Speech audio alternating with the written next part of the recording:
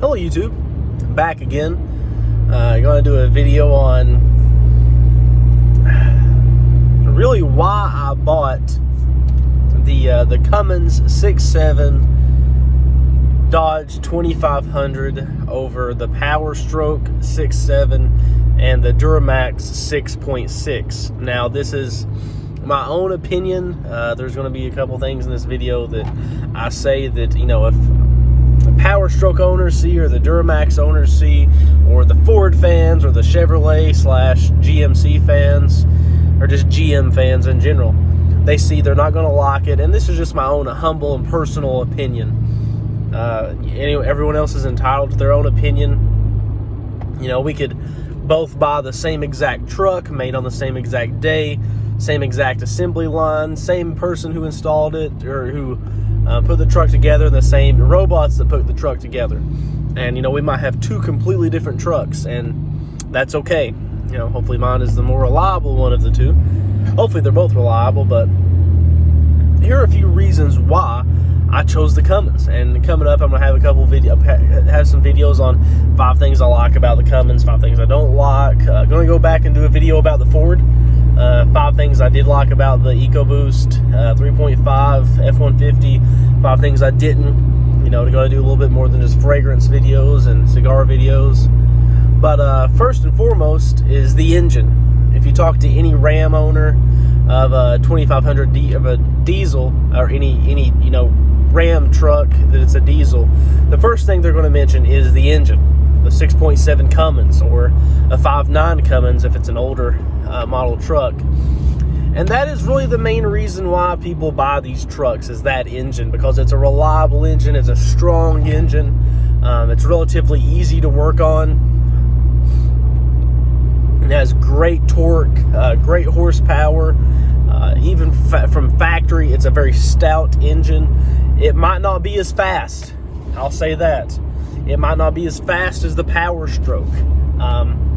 In stock form, it might not be as fast as the Power Stroke. And I'll tell people straight up, this truck isn't as fast as a stock Power Stroke.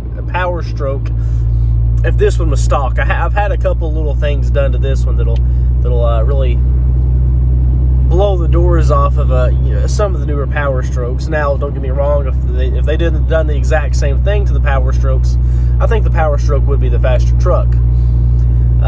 Being because it is a V8 style diesel, where this is an inline 6, like an inline engine would be on a big truck, like an 18-wheeler truck, or a concrete mixer, or a dump truck, or something along those lines.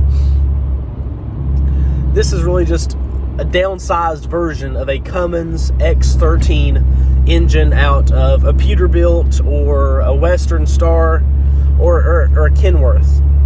It's just a scaled down version when you put it into terms like that. And it's, like I said, it's a very strong engine. It's not necessarily the most fast engine, not the fastest revving engine, but just a good solid engine to really go off of. It has a strong block, strong heads, not heads, but a strong head, because it's an inline, only has one head on it. Head. Sorry, I had to say it again. Just a strong engine all the way around. It's reliable. And second off, the reason why I bought it is the suspension setup on these newer Dodges. Now, I know back in the day, Dodges weren't necessarily known for having the best front ends on a truck. You know, they kind of cheaped out when they made those. They kind of, you know, said, hey, you know, just kind of cheap out on the suspension, the shocks, the springs, you know, the whole geometry setup in the front end. And a lot of people addressed that, and they fixed it for the most part. And then they noticed when they went with the bigger engine, with the 6.7, that they had the same problems. And they did for a while, but they finally fixed it. And luckily, for my year truck, it is fixed. The front end has been beefed up to where it should have been anyway. I haven't beefed it up, you know, in the long run. If something does happen to it, now it is beefed up, but it's probably not beefed up to the place it really should be. I will say that. I'm not just going to be a Cummins nut hugger like some people are. But I do feel like that, you know, if a bearing goes out, or a shock goes out, or something in the steering kind of, starts to get loose, I will just go ahead and beef up the whole front end. But anyway, I was getting to the suspension. The rear has a torsion set up like a big truck does. I've hauled some pretty heavy loads in this truck. 12,000 pound skid steer with a 4,000 pound weight trailer. And the rear end of this truck, honestly, was barely squatted. I'm being serious. I was really amazed looking at the truck. Having all that weight on the tongue of the truck. This truck isn't a gooseneck style. Basically had all that weight on the hitch, and the truck really didn't at all move. And I was figured, when I'm driving this, the shocks are just going to be wallowing all over the road, but they really didn't at all. I was, kind of driving quite swiftly in this truck, a little bit faster than I should have. I was trying to push its limits, and, it exceeded my expectations. And even without a load on it, the truck does drive pretty good. My biggest worry was that when I get into a truck this size, going up to a 3/4 ton truck, that the suspension would be stiff, and it would kind of just be one of those that when you go across railroad tracks, you just kind of slow down, or you kind of just pick yourself up out of the seat. But it really isn't. By no means should you just, burst right through or right over railroad tracks or bumps or anything like that. You should slow down or try to, avoid it so you don't mess up your tires or, rupture anything in your suspension. But I really didn't have an issue out of it. And like I said, the truck does drive great. The front end is tight. I know a lot of people say that, there's a vagueness in the front end, and there kind of is. I'm not sure if that's the tires, because when I got this truck from the dealership, they had to put the cheapest tires on here possible. I'm not sure if it's in the tires or, something just with it being a bigger truck and more weight. But the front end is just a tad bit vague. But really, that's the only two reasons why I bought the truck. First and foremost is the engine, because I wanted an engine going from a gas to a diesel engine. I want a truck that I can drive and still be driving it in 10 or 12 years. I don't mind to trade around or do stuff like that, but I don't want to have a car payment my whole life. And regardless of how you look at it, you're going to have some type of a payment on a vehicle. I understand some guys have the amount just to go out here and buy, Lamborghinis or whatever, but, no one's going to deposit that amount of money into the bank at one time, or no one who's smart, if you can actually.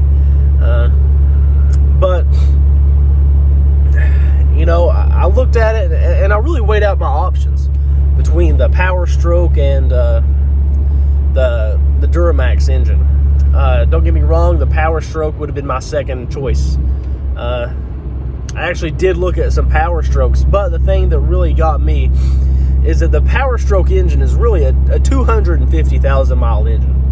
It really is. At the end of the day, at about 200,000 miles, it's wore out, and that other 50,000 miles, you're just spending it, replacing parts, fixing it up, and then by that time, the truck is so wore out by itself that, it's cheaper it's less expensive just to trade it in and, kind of cut your losses. The Duramax engine is kind of in the same boat. These diesel engines, I'm not sure how it is, if it has something to do with the combustion or the way that the engines are designed or just anything at all, is that the diesels don't like being in a V configuration. As the engine being made like the pistons are angled at a V. They just don't like it for some reasons. And you can take this to the off-road world and to the construction side of things. The engines just don't like being like that. And I'm not sure what it is. There's something with it. And my uncle, on my dad's side, he has a 6.7 Cummins. A 6.7 Power Stroke. And he's had nothing but trouble out of his truck. He honestly has had nothing but trouble ever since he got it. I've tried to get him to lemon law the truck, but he just refuses to. I'm not sure if he doesn't want to spend the money to try to get a lawyer or whatever, but it just really, he's had nothing but problems. And a lot of the guys I've talked to, they've had good luck out of the trucks up until about the 200 to 300,000 mile mark. So might as well say 250,000. That's when they start getting into, the engines start eating up turbos. You need to, the cylinder heads, start to really just fall apart. The pistons are starting to wear through the liners in the engine, and it's just one thing after another, and it's just really not worth it. They jump time, this or that.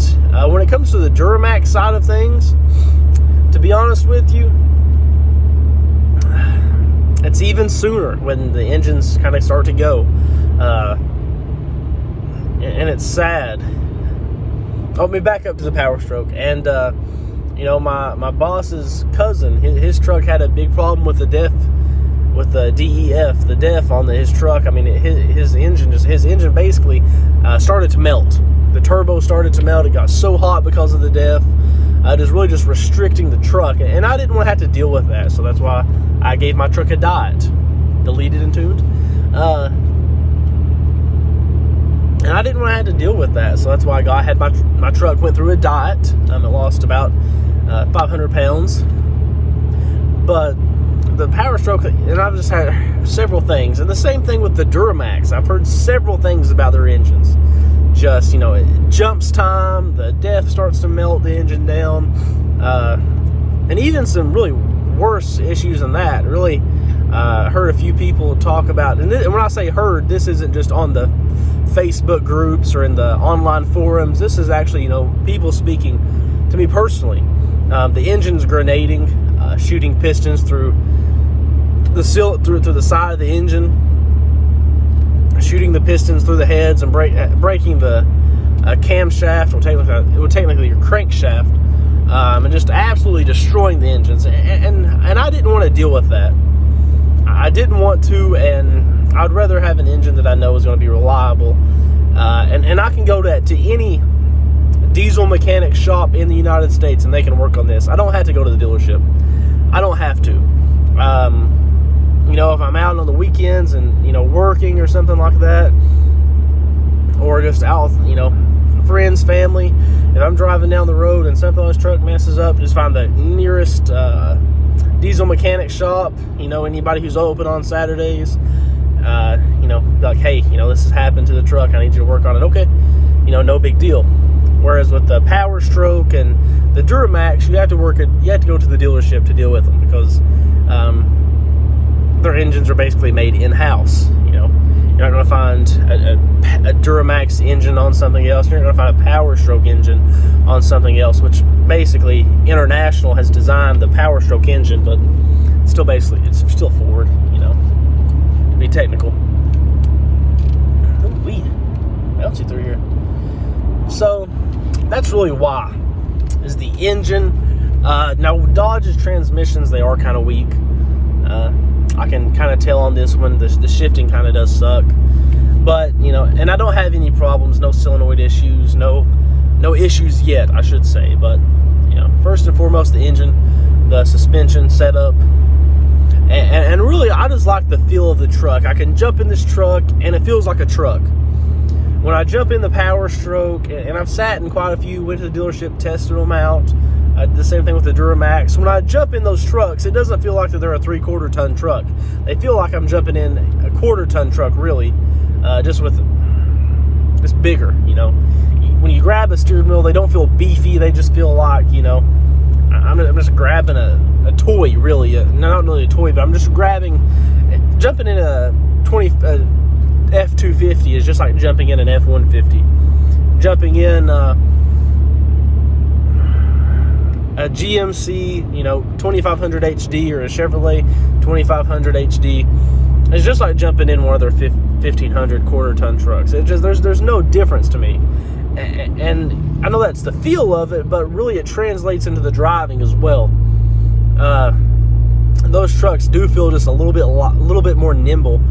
Coming around corners, they feel a little bit more nimble when you're kind of zipping in and out through traffic, where the Cummins kind of feels like a bigger truck. It really does, just feels like a bigger truck.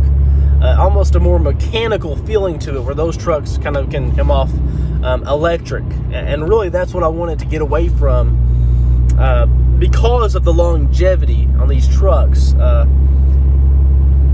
wanted to get away from that, electronic feel. That's why I was willing to sacrifice some of the things on this truck that I had on my F-150, because, you know, I don't need a sunroof. The only thing on that F-150 that happened on the sunroof was it messed up. It just messed up constantly, and I didn't need that. I don't need a lot of these other little features that some people like, but you know, I'm willing to sacrifice that, knowing that I want to have a more reliable truck. And that, at the end of the day, is really why I bought the Cummins, is because the Cummins is the more reliable engine. Now, you know, I understand that Dodges have always had issues with their electrical. I can deal with electrical issues. I can rewire this truck. I can get somebody to rewire this truck. That's no big of a deal. You know, if my third brake light is out, 99% of the time, a cop is not going to stop me, and it's not going to affect anything else. So, but besides that, and the third brake light is out on this one, by the way. But besides that, you know, it's no big deal. I'd rather my vehicle be mechanically sound rather than, you know, I got the best, you know, panoramic moonroof that I can afford. I would rather the mechanical part be there. And really, in this new stage of life that I've gone through, that's really what I've been looking at, is more reliability. Reliability in myself, reliability in other people, reliability in my journey in life. So, hope everyone has a good one. And if you chose the Cummins, also, I'd like to hear why. Thank you.